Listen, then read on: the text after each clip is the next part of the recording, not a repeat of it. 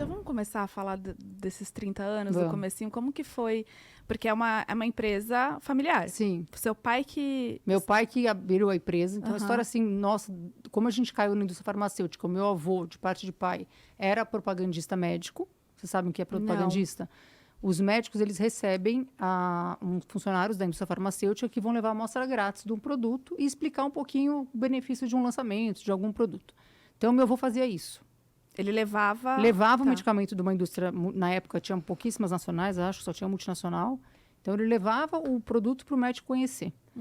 E aí, teve a oportunidade de comprar um laboratório pequenininho, na época, que chamava Laboratório Prata. Meu pai comprou o laboratório com meu avô João. Dali começa a família Marques na indústria farmacêutica. Tá. E aí, quando os meus tios vieram trabalhar no laboratório, que já era um laboratório de médio porte, chamava União Química, que existe até hoje, que é de um dos meus tios, o meu pai resolve vender a parte dele para o meu tio, que era mais próximo dele, que era o segundo irmão depois dele, e ele compra um laboratório super pequeno no Cambuci, que chamava Laboratório Norterápica. Nessa época foi mais ou menos em 1970, a minha irmã nasceu em 76, foi em 77. Então eu falo assim que meu pai, ele teve vários episódios incríveis assim na vida dele, porque primeiro que ele foi o que comprou o primeiro laboratório, né, que introduziu a família Marx na indústria farmacêutica. Depois ele teve a coragem já de, com uma família formada, né, com 3 filhos, sair de um laboratório e comprar um menor, que ele falou, isso aqui vai crescer, é muita gente, é muito filho, é muita coisa, então vou tocar a minha. Trouxe a minha mãe para ajudar, porque ele precisava de ajuda dela, então, para contribuir no negócio era muito pequeno. A gente tinha, na época, 20 funcionários e 6 produtos. Gente, Pensa. caramba. Hoje nós temos 5.000 colaboradores e nós temos 600 produtos no portfólio. Então, assim, Caramba. é um crescimento com muito trabalho, com muito esforço.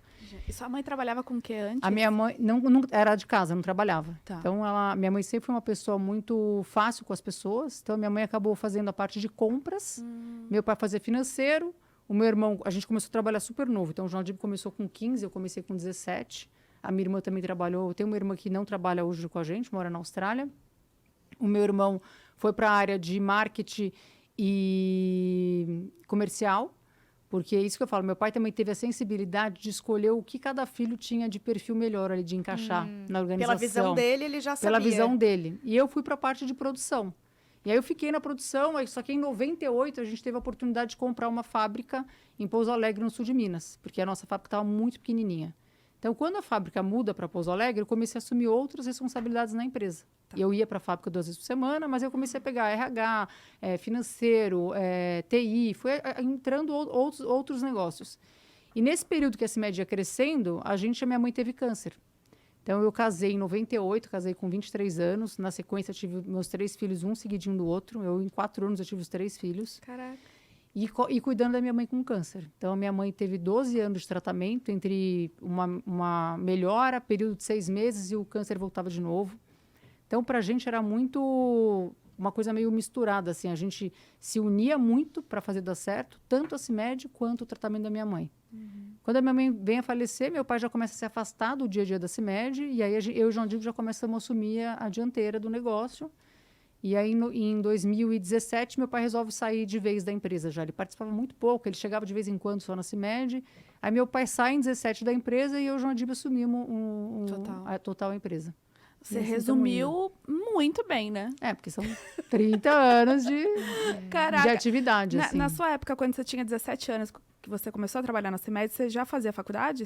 Eu fui fazer faculdade de moda. De moda? De moda. Porque, assim, eu tinha... Bom, não tinha, eu tenho, né? Dislexia. Então, para mim, a minha vida escolar foi uma vida muito sofrida. Porque, apesar de eu querer muito, para mim era muito difícil.